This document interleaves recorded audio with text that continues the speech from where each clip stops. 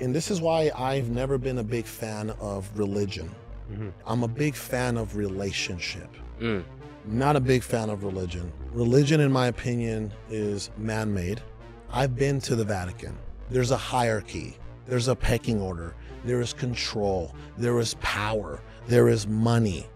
Carlos Reyes on the humble show. Yeah, we all in. Yeah, we all in. So grab your boys now, cause you know we all win. Lift your hands up and give them praise. Blessed every day, full of grace. Yeah, we all in. Yeah, we all. Welcome to the All In Podcast. I am your host, Carlos Reyes, and today we have an emergency podcast. So we all felt the need to get down here, get in the studio, and make something happen for you, because someone that I have looked up to, we have looked up to, a bishop named Mar Mari Emmanuel out of Sydney, Australia, was stabbed this morning during a sermon. Now, I started following Bishop Mar Mari Emmanuel very closely in 2020. My wife actually brought him to my attention. And let me just read a couple of things that I wrote down on his behalf. Now, he was stabbed by a 15-year-old assailant today, a male who claimed that, he was there because, he felt offended religiously in some ways. And let me just disclose, my Christian brothers and sisters and Muslim brothers and sisters in any religion out there, that this is not about religion. Okay. This is about unity, and this is about the truth. So, all right, I've been following Bishop Mar Mari since 2020, when he was the only religious leader at that time that spoke up against the lockdowns in Australia. He was also the only religious leader at that time that spoke up against what he perceived was not the truth, which some people call it or refer to the pandemic. Okay. His message has been very consistent. He has spoken up against big government. He has spoken up against what's right and wrong. And he does it all biblically. In my opinion, okay, he is the epitome of what a religious leader should be. Matt, play the video. When the church leader puts himself on the throne and make himself seen to the congregation and to the faithfuls, he's lost himself. He's lost the flock with him. He needs to reflect Christ to the congregation, not himself. A leader that makes followers love him, not Christ, is a failure. But the leader that makes the followers love Christ through him, that is a successful leader. When the church leads... Thank you, Matt. Here, I'll give him a... Ooh. Right? I've been following this man since 2020, and recently visited Arizona in December, but we were throwing our event in Texas, so we weren't in town, and my wife really wanted to attend that event. Now, my message has been very consistent for over a decade. I've been on social media since 2013, and my message has remained consistent, and this is my message. The truth is unpopular. Wanted to go around the room today and just get some feedback from not only this event, but the unfolding of multiple events around the world. Just want to know what you guys think. This is massive news. I don't see how people aren't up in arms about what's happening globally. But as far as this specific man being attacked and showing that he is expressing something so powerful and the enemy of some sorts is coming after him, just shows that he's saying something that the world should hear, to me, right? When somebody is being attacked for something, I want to know what you're saying and what you're doing and what it's triggering. But the most important thing about this man specifically that I learned just recently is that he is the epitome of a teacher, feeding the students. He is not one who sucks in the ego. I am this person that you must listen to, and I take all the credit for being the bridge between you in Christ. I am the conduit. I will lay on my back and use myself as the road so that you can walk into Christ instead of me being the toll booth where He's just a vessel. He's a vessel. He's not a toll booth. Right. He didn't have to charge a fee to come and get to God. And seeing him get attacked just shows how powerful his message is. Well, and before anybody gets into that, let me just read from the book of John, right? John 15, 18. If the world hates you, remember, they hated me first. The world would love you as one of its own if you belonged to it. But if you're no longer part of the world, I chose you to come out of the world, so it hates you. Do you remember what I told you? A slave is not greater than the master. Since they persecuted me, naturally they will persecute you. That's Oof. Wow. It's all there, folks. It's there. It's all there. It's all there. It's in the Bible. And then it reiterates it too. You can go to James 4, right? You unfaithful people. And now they're saying, James is saying, he's saying it with conviction, right? Who is he talking about? He's talking about other religious leaders. Yeah, other religious leaders. He's like, you unfaithful people. Don't you know that friendship with the world means hostility towards God? Oof. So whoever wants to be world's friend becomes God's enemy. So much to unpack there, bro. And we just talked about this the other day, right? Remember, you were telling your wife, and I heard you tell, and then you told me, you're like, babe, we're not of this world. Yeah. Because she was invited to the casino to celebrate a birthday. Did you guys hear what I just said? My wife was invited to the casino to celebrate a family member's birthday. And she is what she knows. She likes to mess with me. You know, like she just likes to poke at me. She knows that she's not going to go, but hey babe, I was just invited to the casino to celebrate so-and-so's birthday. Right. And I said, absolutely not. I said, we are not of this world, babe. We are not of this world. And she was like, I know, I'm just messing with you. Click. That's the way we have to operate. You know, I stopped playing fantasy sports because it was a form of gambling, in my opinion. Oof. Right? You're paying and you're picking your team in hopes to make a quick buck, right?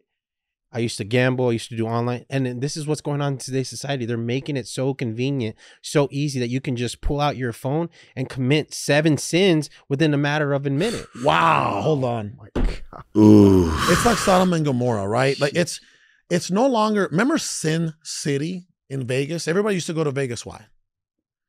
You can let loose, right? What happens in Vegas? Yeah, what happens in Vegas stays in Vegas, right? Alter ego comes out. I mean, you lived in Vegas. There's a reason why I don't live there anymore. Why don't you talk to us about some of the things that you would see and experience and hear while you live there? Well, this is the main thing that I'll say for children, right? So there's a lot of people that are Vegas born, you know, they could do what they want and with their families. But this is what I saw. When you go to the strip, right, you're going to have prostitutes walking around. This is just kind of what it is, right? Now, when you're a child and you want to kind of rebel and you're, you know, 12th grade, whatever, and you're like, hey, let's go to the strip. Those kids are going to go to the strip, whether they're allowed there or not, whether they should be there or not. Kids are going to do what they want, right? And teenagers are going to really push the boundaries. So the teenager goes to the strip. Now they see a prostitute walking down the street and they see how men react to the prostitute, whistling, saying stuff here and there. Now this kid who's still developing, teenager, is like, oh, look at this adult talking to a woman. This is how you talk to women. And then what's going to happen? Now they're going to go back to their social circle, and now they're going to communicate with other female teenagers the same way these adults were communicating with this prostitute. That is infection. So that's why when I saw that and I knew I wanted to build a family, I got my family out of there. I'm like, I had a big house, man. I had a 7,000 square foot house with a pool, and I let all that go. 5-bedroom, semi-mansion. But I let that go. Why? Because I didn't want to live in Las Vegas. I didn't want to be in that environment. The house was cool.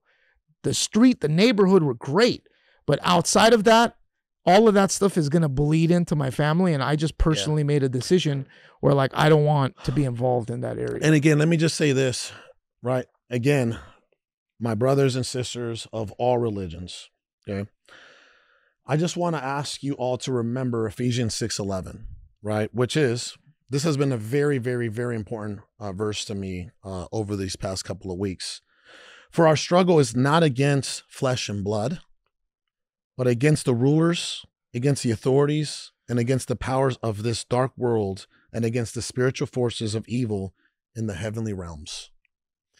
How eye-opening is it though that this man was brutally attacked in the middle of a sermon, and through the grace of God, you know, the knife wasn't extended. The knife did not open. The knife did not open. If you watch the In video, time. yeah, if you watch the video, Matt, you can play that video, Please.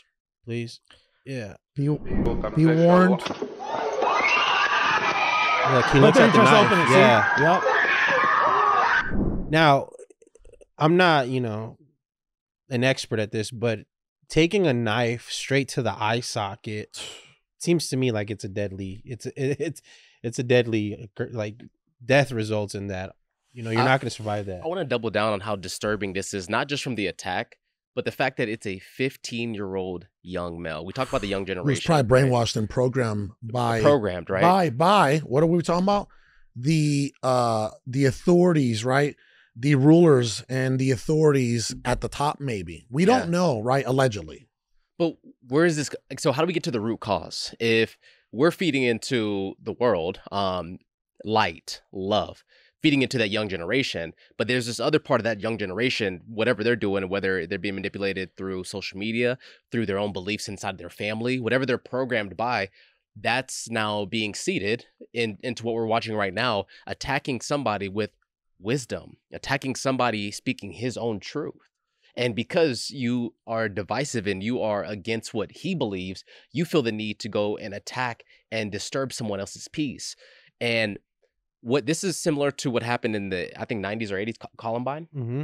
Columbine was the trigger or the domino effect to multiple school shootings. Before that, you didn't think to, you know, you go to a school and somebody's going to come there and kill a bunch of people. Wow. Well, after that event, then the powers that be saw this as a way to trigger, manipulate. I feel behind the scenes that when they do whatever they want to the kids, whether it's through some type of medicine that they give to the kids at a young age, or it's a type of toys, or the unfocused rhythm that they put these kids in, they go to school or they go to these places where a lot of people are, and they cause commotion, all because of a belief they have inside of their head. Which there's a picture. I just want you to take a look at this image of the attacker, right? Look at his face. Yeah. I mean, in my opinion, right, just putting my spiritual lenses on, I don't see a human being there. I see a possessed vessel. And he's possessed by what could be a demonic force. There's illustrated renderings of what they would consider the devil to look like that looks very similar to that. And remember, the enemy preys on the youth. Yeah. The enemy preys on the youth. I don't think this is a coincidence, but I'll tell you what. Our Creator pretty much said, right, what he told Bishop Mar Mari Emmanuel says, hey, it's not your time yet. You know what's going to happen? Now everybody's going to know who you are. Look at what happened right outside, right after the stabbing. Bring him out. This is what they were chanting. Now I do not condone, right, a mob trying to rip this man apart. Can you imagine if they just said, here he is? Yeah. Right. What would happen? They would kill him. I mean, they would tear this dude apart. Yeah. Right? I don't condone that. I do not condone that, because at that point, you want to know how much, why I continue to say that this man, this bishop, is the epitome of what a religious leader should be? You know what he did as soon as he was able to get on his feet after he was stabbed? You know what he did? Pray for the guy. He started that praying stabbed him. over the attacker. That is the example of the Spirit of Christ. Could you imagine when Forgive them, Father, for they do not know what they do. You see, and this mob right here tells you, right, that we need to be more like Bishop Mar Mari Emmanuel. We don't need to resort to our flesh, which is bring him out, bring him out. You know they're going to tear him apart. That is also not from God. Right. Can you play that video?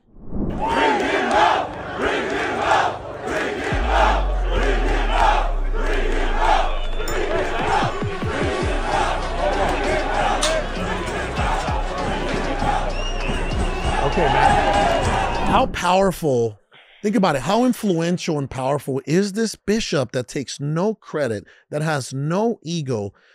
How influential is he already? Because you know what? The truth is recognized, and that is real kingdom power. That is real kingdom influence. That is a real religious leader. Yes. At the end, it all comes from the leader, right? So we've been talking about this for a while, right? As Christians, you're supposed to turn What the is a other cheek. Christian? What is a Christian? A follower of Yeshua.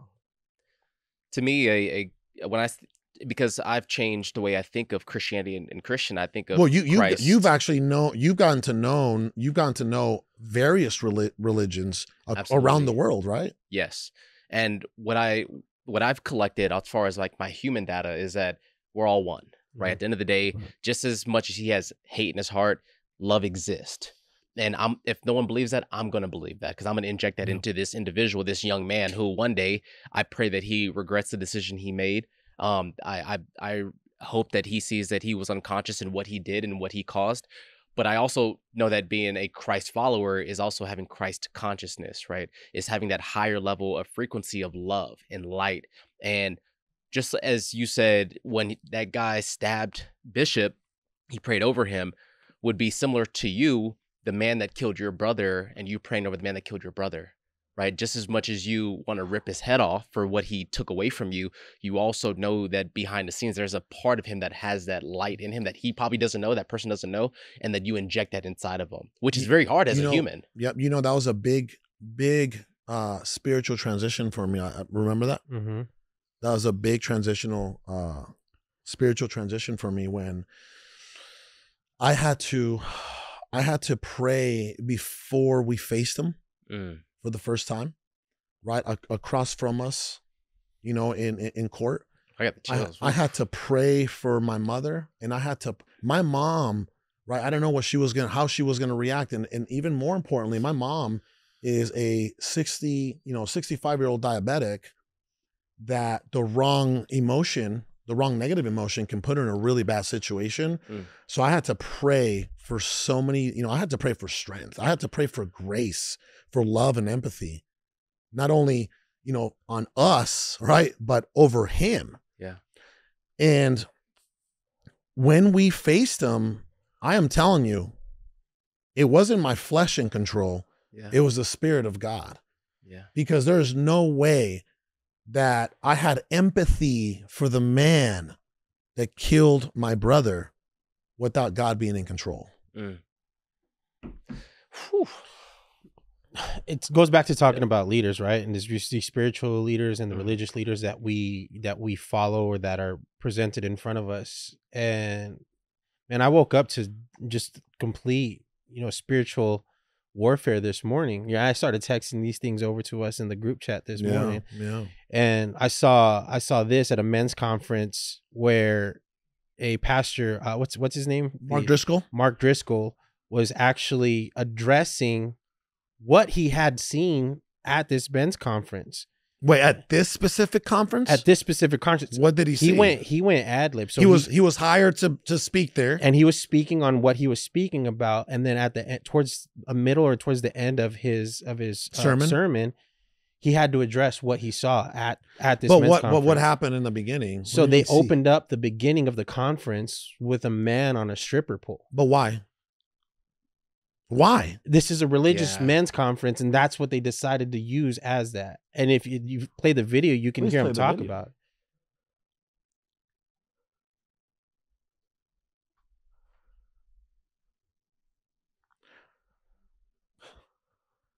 While that's rendering, by the way, right?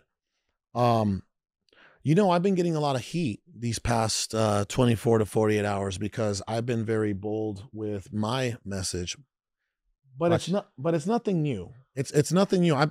I've been saying that I am not a fan of religious leaders who are bringing or delivering the wrong message to the people, right? But go ahead, the video's ready to roll. Let's play the video. He swallowed a sword, and Jesus cried. Okay, Pastor John, I'll receive that. Thank you. You hear him screaming, "You're done," from the side of the stage. Now watch, fast forward a little bit, Matt, when this John Lindell gets on stage and addresses it, because this is his conference. John Lindell. Yeah. So they start going after him? And listen to what he says. Let me just say this.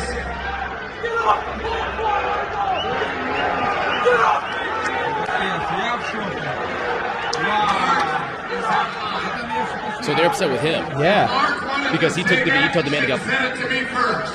No. Watch. He did Matthew 18. Matthew 18. If your brother offends you, go to him privately. I talked to Mark for a half hour. There was not one word of that. He's out of line.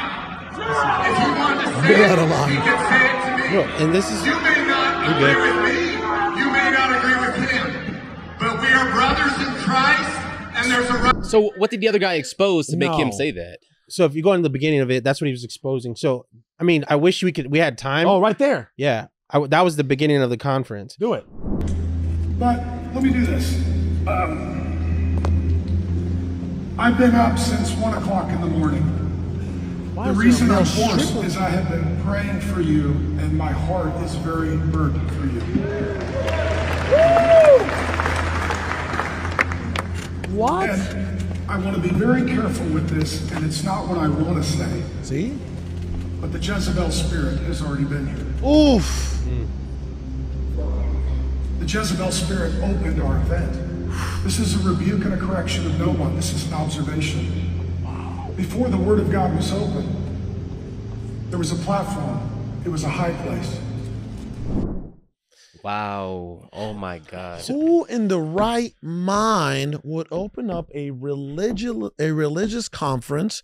Who in the right state of mind would open up a religious conference with a male stripper on a strip pole He was a pole dancer, right? He was pole dancing. without a shirt? Yeah, He without a ripped his shirt off. Yeah, he ripped his shirt off. Are you justifying? No, I'm just saying he Like, was is it- pole okay, Look, dancing. that's not it though. I don't even agree this, with even it, by the way. what's his name? Just to be clear. Yeah, play this too. This is what's going on in today's churches. This is what's going Mike on. Todd. This is a church service. Easter.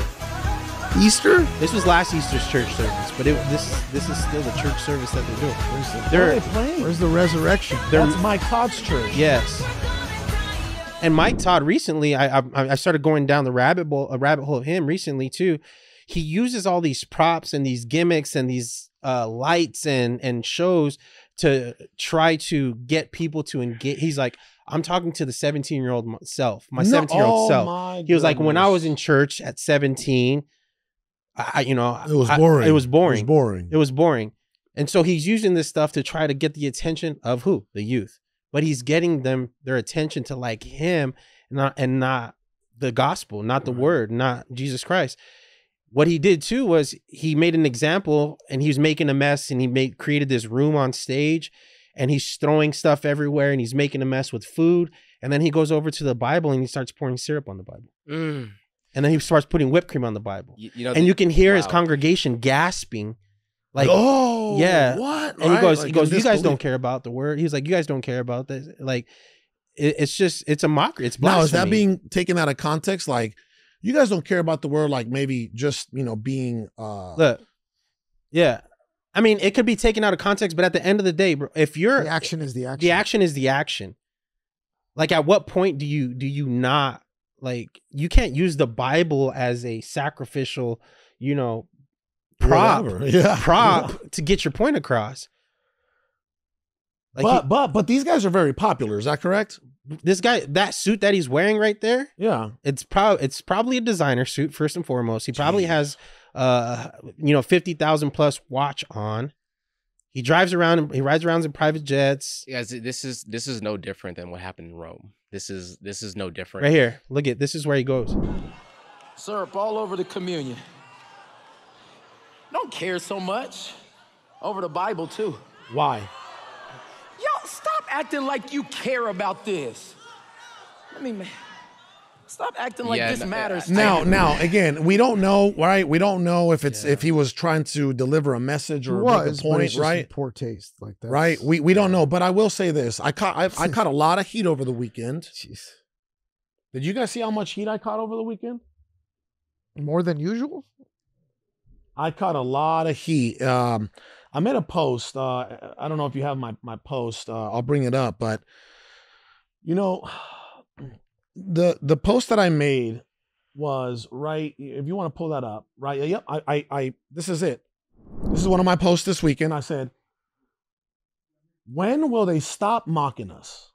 When we stop tolerating it? When will they stop mocking us? Yeah. When we stop tolerating it. How do you stop tolerating something without violence like and then this I guy said, did? and then I said, why don't they mock the Muslims?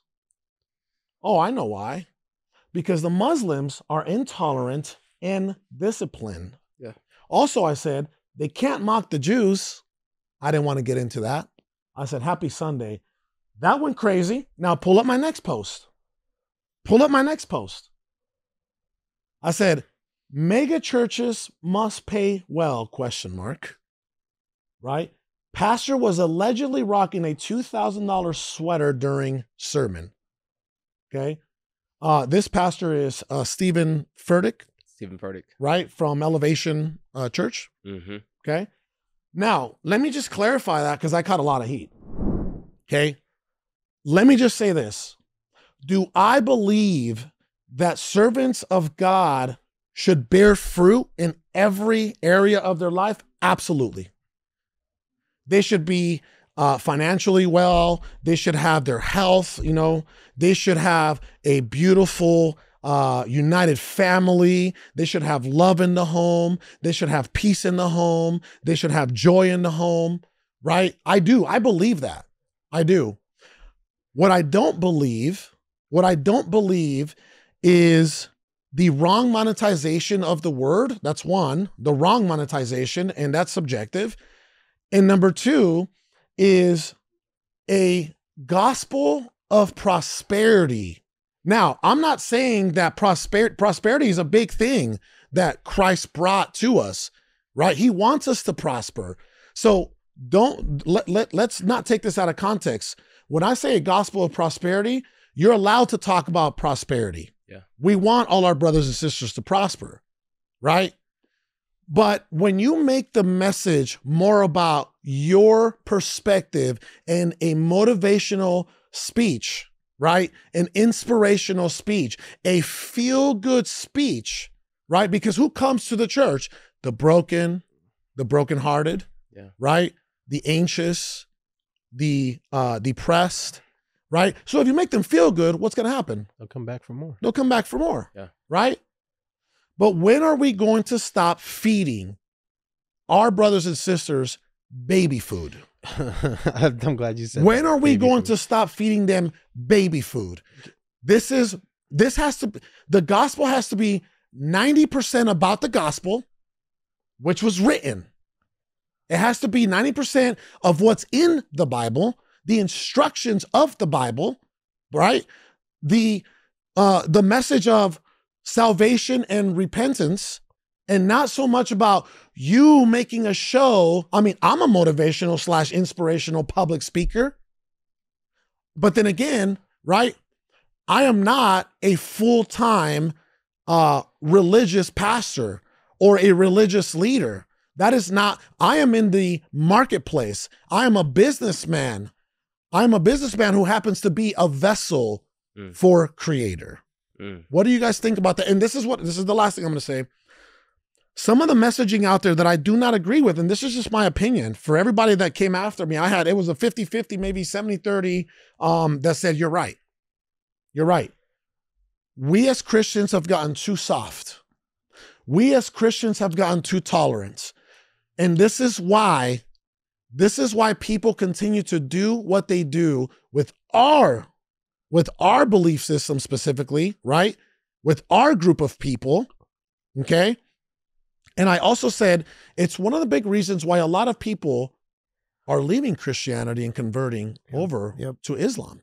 It's internal fighting. So you have okay, so followers of Christ, right? You have Catholics, then you have Christians, then you have sects of Christians, you have Protestant, you have Orthodox, you have Presbyterian. So it's like divided, it's not united. So when the message gets altered and everyone starts saying something different and they start bickering amongst themselves, it causes a big issue. So the bishop himself was actually talking about it in one of his sermons. He said that, Christians don't unite for Jesus, but they unite for Satan. When the pandemic happened, then they all united, but they united not for Yeshua. They united for the evil intention. You guys want to know something? And you can ask him, by the way. This guy, we spend a lot of time together at work, at home, right? I was one of the few people in the country that kept an event open that was a buzzer beater. March of 2020. Right? March of 2020. Mm-hmm. That weekend, when everything got locked down, I was one, if not the only person. We were the last event. We were probably the last event in the country that kept it open. Wow. Yeah, we weren't canceling. Okay. Number one, I was one of the first, and it's not about me. It's not about me. It's about my message and the consistency of the message for you to look back. Go look at that event, the dates of that event. I had people canceling flights. I had speakers canceling flights, right? The fear was there. The fear was at an all-time high. Yeah. And you know who else also locked down the church? Government. My own church. Mm-hmm. And I love my church. I love them. 90% of what they speak about is from the Bible, right? Yeah. It's very, very little to do with motivational or feel good. Yeah. Okay. But I will say this. I love my pastor, but I straight up told him, I said, are you complying? Are you succumbing to fear? I said, fear is not of God. What did he say?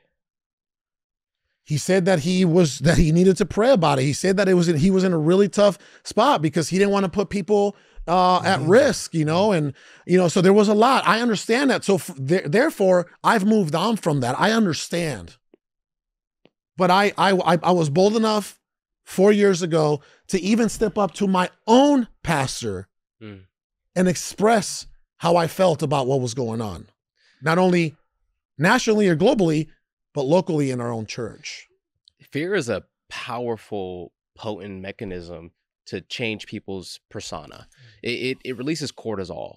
If we're all one, if we're all interconnected and they're injecting fear through news, through media, and changing all of our minds, then we're all feeling the pain of somebody else. So if everybody's in that fear tactic and everybody is using that to guide the minds of the people, because most people have not been able to use their mind. The age of 0 to 4 of a child, you produce 50% of your programming. So if the child is watching the parents in fear, they only are adopting the same skill sets as their parents. Mm-hmm. And then fast forward, going back to the church, and Matt, you can look this up. Look up Creflo Dollar in Atlanta, in College Park. He was raising money to buy a $69 million private jet. And he convinced the congregation to find a way to raise this money.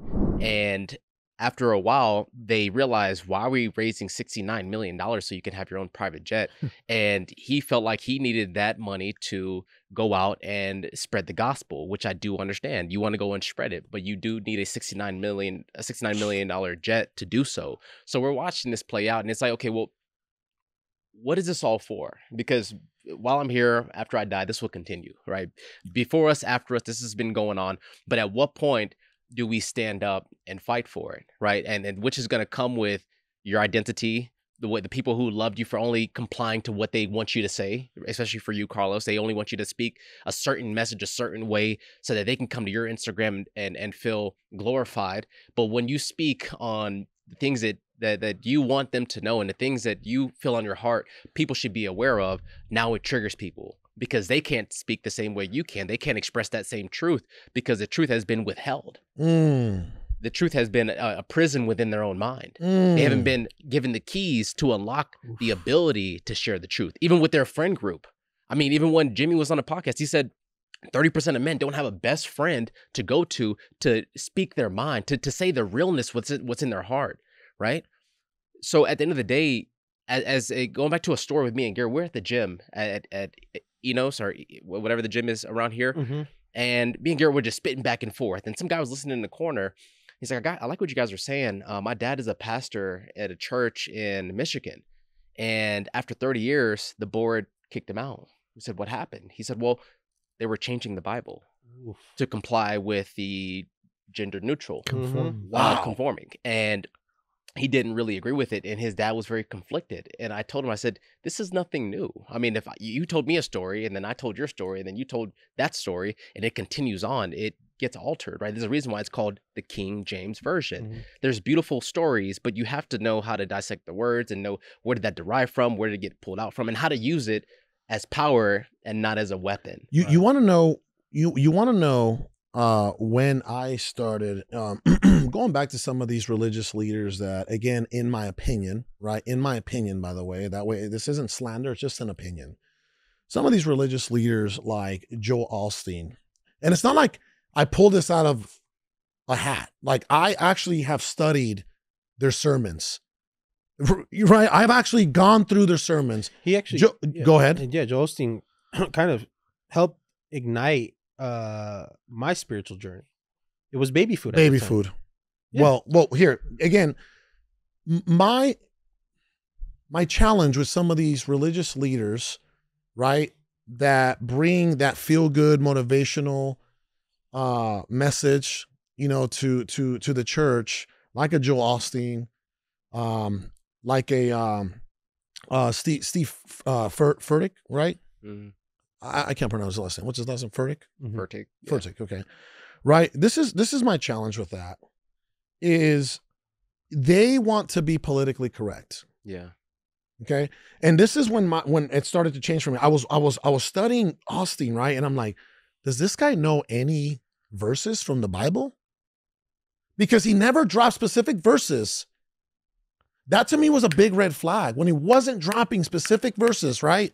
You know what I mean? Yeah. Like, he wasn't dropping these specific verses. And to me, I was like, okay, what's going on here? And then I kept watching and I kept watching and I kept watching. And I was waiting for that to happen, and it didn't happen. Okay, hold on. Here we go. Then you got Stephen Furtick. Okay. This is when my perspective started to change towards that. It's not about the sweater he was wearing, right? It's not about the holy, and I think that's the motto. Holey. I think the motto of the sweater is called a men's oversized holy sweater, right? It's not about the holy sweater he was wearing on the sermon. No, it's about late March, right before Easter, the same week that Biden proclaimed, or he didn't proclaim, because again, the transgender day of visibility was, that was established back in 2009, but that same week Biden felt the need. He felt the need to remind everybody that Sunday, the 31st, which happened to fall on Easter, was transgender day of visibility, right? That wasn't it. That same week, I started to see and read about how Elevation Church did not want to use specific biblical words to address Easter, like resurrection, which is the main word, right, to be used. And there's articles about it everywhere. You can pull them up. Elevation Church, right, refuses to use the word resurrection, right? So then I started to do a little more digging. This isn't something, by the way, you know me, right? Do not be hasty with your words, right? You know me. It's something that has kind of been building up. I'm like, what's going on here? Yeah. Why are these big churches complying? What happened to being bold, which is a command by God, by Christ, right? So I started getting a lot of rhetoric or a lot of backlash from a lot of people, like hundreds of people this weekend, right?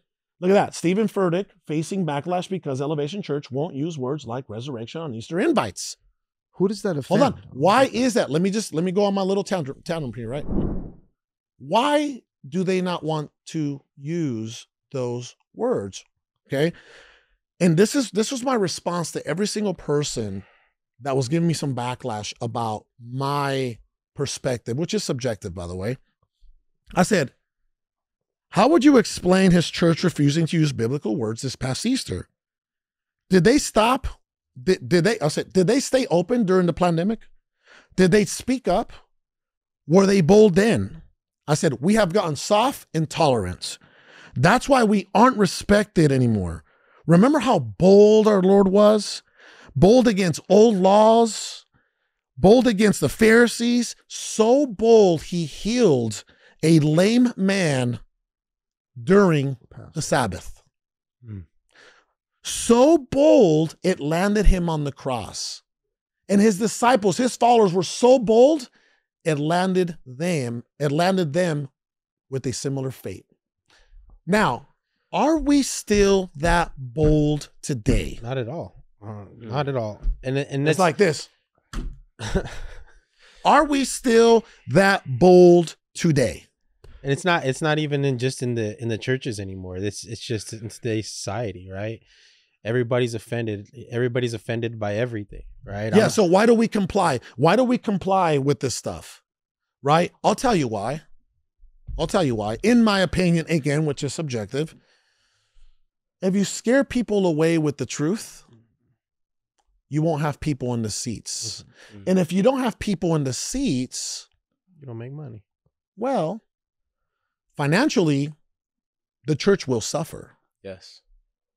But as servants of God, don't you want the right people in the seats? Right. Don't you want the warriors in the seats? That when this comes down, the spiritual war is at full throttle, you know who you're going to war with. You know, when capitalism plays a big role, it can take over. It's similar to McDonald's. McDonald's at one point, when it first came out, used to be something that was actually delicious, good for the people, and it was family oriented, right? It brought in everybody wanted to go to McDonald's, and then what happens is they wanted to scale to a certain point where you have to cut costs. Now you have investors or you have shareholders that need you to cut it. So now you're not worried about the people. You're not worried about what it really meant. You're worried about making sure that you can turn over a profit. And in the church, they are going into being compliant so they can keep the seats filled, so they can keep people coming in, so that they don't scare people away. And what's happening is that it's creating this massive effect. But the biggest thing that I see right now is duality, good versus evil. I see the light and the darkness existing all at the same time, which you do need both, right? You do need that. Right now we're living in the softest era in history, but with that, you're going to have the pain with that softness, right? You're gonna have people that wake up. You're gonna wake up the giants, and what's gonna happen is we're gonna feel the pain. We're all gonna feel it, right? We're in a country right now. We are at the softest we've ever been since we've been alive, that I can remember, right? And so now we're having people go out and attack certain people, and people are starting to riot. So you're causing commotion, but you need people to stand up for something, or you stand up for nothing, right? Or fall for everything. Right? So let me go over some statistics with you, by the way. Statistically, right? Religious congregations take in around $74.5 billion per year. And I believe that's tax-free, right? Tax-free. Now, I got a message from a good friend, and he says, by the way, just like I got, for every 3 messages of hate, I got 10 or 20 of thank you. Beautiful. Thank you for standing up. Someone has to say, I believe everybody's thinking it and everybody wants to say it, but they just don't have the platform, right? This is what he said. My good friend that used to work over at a church in Texas, he would meet with dozens of small churches about payroll every year. He said 9 out of 10 use the cash to better their own lives and reel it in in relatively low income areas, fancy cars, big houses, no money to actually spread the word of God. Really disheartening. So this dude is saying that one of his buddies quit the church because a lot of those leaders were using the cash to enrich their own personal lives. I've met several people that said the same thing. Ouch. That said the same thing, that they left the church because they got closer and closer to the inner circle, closer to the pastor that led the church, and the accounting portion, the people that are in accounting, and they're just like, yeah, once you actually get in there and behind the curtains, it's a completely different monster. These are trying times. This is something that was really interesting when I started to look at things on the molecule level, right? So this earth that we live in, whose world is this earth? Satan's. Right. Yes. Now take that and let's bring science into it, right? Everything here is carbon. We are carbon beings. You know what the atomic number for carbon is? What? 6. Well, you know what that means? 6 protons, 6 neutrons, 6 electrons. 6, 6, 6. So whether we want to fight it or not, whether we want to stand up or not, it's in our fiber, it's in our world. It's sort of like going to haunt us until we die. We are the mark of the beast. The body is the beast, right? And this flesh is what we have to take control of, but you need your mind. What happens is, once they take over your ability to process logical thoughts, they now are in the driver's seat of your thoughts. A lot of people don't even know what they're thinking because someone else is thinking for them, right? You take over the thinkers, you put them in school, you put them in program, right? So you can program them to listen, to be obedient, to be submissive. And the output is when they get older, I think at the age of 35, you can correct me if I'm wrong, that our belief about ourselves and our environment is hardwired. So if you try to change the mind of somebody over the age of 35, you're beating a dead horse, which is why I don't go to parents and argue about what they believe, because they are only going to think one way. There's a shift happening, which me and Garrett talks about with the young generation, is that some have the ability to go on social media and kind of hear different, new things that they wouldn't have heard, or our parents didn't hear when they were younger. So now we get to ask questions. We get to activate thought, which is what this podcast is. It's not that we are telling you what to do. We're just challenging you to think. That's it. Right? Do what you want. Right. Do what you want, but think. Free will. And to think is a whole process. It's a whole, to be able to concentrate. When's the last time somebody sat there and was able to hold a thought in their mind? One thought. Because as soon as you get a thought, it's gone in real time. On this podcast, you can't even remember what Carlos first said in the very beginning because your mind is already on what are we saying next? Right. And we're all guilty of it because we're all surrounded by a lot of stuff going on in the news and propaganda. Distractions. And we distract ourselves. They don't have to distract us anymore because we do it to ourselves. We are now in their program of domesticating ourselves to be able to fight. So how can I pick up a sword when it's right next to me if I was never taught how to pick up a sword and to use it the right way? And what I want to say, by the way, and this is why I've never been a big fan of religion. Right? I'm a big fan of relationship. Okay? Not a big fan of religion. Religion, in my opinion, is man-made. I've been to the Vatican. I've seen what's inside. Okay? There's a hierarchy. There's a pecking order. There is control. There is power. There is money. The very thing Yeshua was against. Yeah.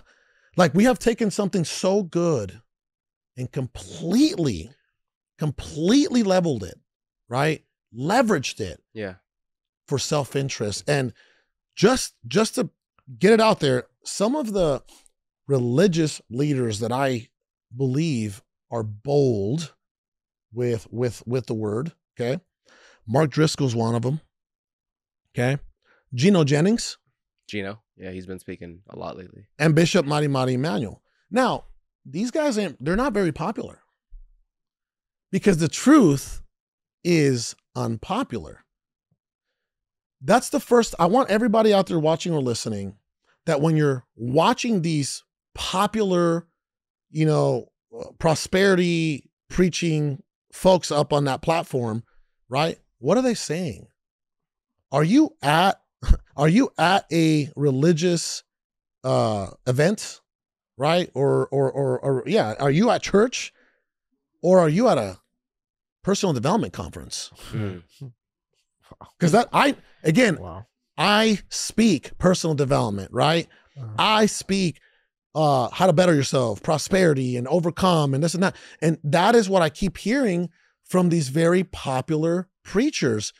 And a lot of the people don't understand it. The people that attack me, the people that I get the backlash from, they don't know what they don't know because they've never been on stage talking about personal development and, just bettering yourself and bettering your lives, and God has your back and it's going to be okay. You know what I'm saying? I see it. I see right through that. And a lot of these folks don't. They don't. And that's why these pastors and preachers that are up there preaching the prosperity gospel, they're very, very popular human beings because they're like, oh, so that's what God is about. God is about me just feeling better and having hope. There are a bunch of school nurses out there handing out Band-Aids and Advil for people that are hurt. Ooh. Right? That's what they're doing. There's another pastor too. My man Max put me on, Vody Buckham. He's a pretty good one. Answers in Genesis. You can look up that YouTube. That's a good YouTube that I watch. But it goes back to what you were saying about the word and the gospel in itself. I mean, the gospel started off, the Roman Catholic changed the name of Yeshua to Jesus. The Council of Nicaea.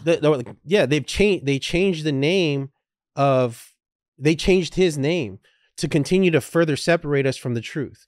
And it's happening even more and more every single day, right here, which is why they're not trying to put resurrection. They're not using the word resurrection. They're not using actual verses from the Bible in some of these services.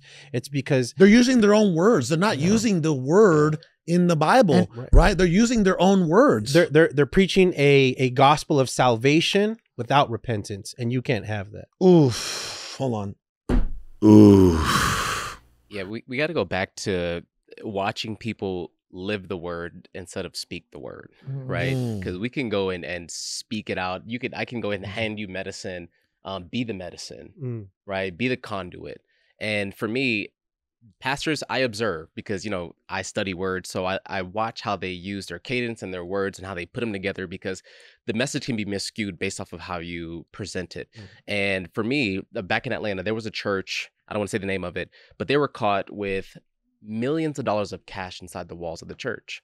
And it was a church that I attended, that not often, but I attended. And when I heard this, I just thought to myself, okay, there's a lot of cash going through churches. I can see that somebody could have hid something behind there, but millions of dollars hidden behind the church walls. What was their interest? And what do we not know about this? Because after we pass away, after we ascend to whatever our next lifetime is, this will continue. And I don't know what direction it's going to go, because the people who are the ones on stage who are able to be the composers of the message to get their followers, right? Because when you go to a church, they want you to be a what do you do? What do they say? You be a part of our church. You got a member, yeah. Right? You got to sign up, and then we're going to email you and call you. And they have everybody working for free. So they take in all this money. They get volunteers to put in work. Oh, the only people that are on the payroll is the pastor, maybe one of the music people, the musicians, and a few other people here and there. But we don't know what's behind the scenes. And I know that as a business owner, it's the perfect business model, right? Make money. You don't have to pay employees. Don't pay taxes. Don't pay taxes. You're right. I mean, wow, dude. Hope is a piece of wealth, right? You could just sell hope. That's what they might be, right? Hope dealers. So I want to ask a question. I've asked this before. You want me to hit it? You want me to slang? Okay. Hit it. to viewers and to you guys as well, right? So for our faith teaches tolerance, to be tolerant. So when people are disrespecting the faith, how do you remain tolerant, yet how do you stand up without violence? That's my question to you guys. I'd like to know what your guys' perspective on it. And also, if you're viewing, I want to ask you to ask yourself that question. Please, Phil, if you could. The opposite of live is evil. So if you aren't living, you are technically dying, right? And to me, it doesn't have to be physically violent, but it could be emotionally violent in the way that you want to attack the way things are going. If we see that the world is shifting left, and this left is icky, it's disgusting. It's showing that we have lost our standards, our principles, our way of living as a culture, as a humanity. You have to stand up, and I'm not saying that you have to go and kill people, but that's part of this process, is not killing the people, but killing the ideas, the ideologies of what exists, right? So that's what we're at war with, is we're using our thoughts, our ideas, our perspectives to share and say, hey, this is what's going on. I see what you see, maybe, but this is the way I see it. Do you resonate with it?